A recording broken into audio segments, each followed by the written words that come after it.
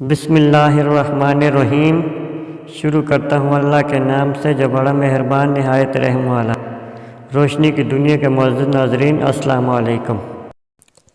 علم کو دنیا سے اٹھانا۔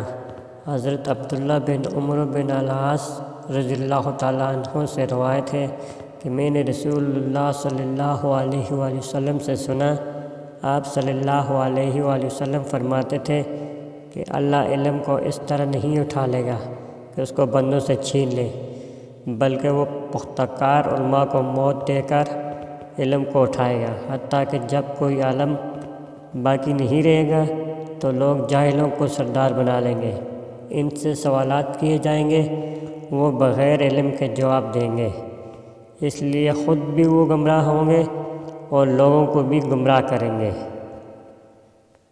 صحیح بخاری شریف حدیث نمبر 100۔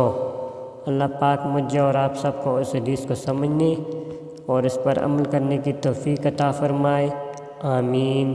اگر ویڈیو اچھی لگے تو اسے لائک اور شیئر کر دیں۔ السلام علیکم۔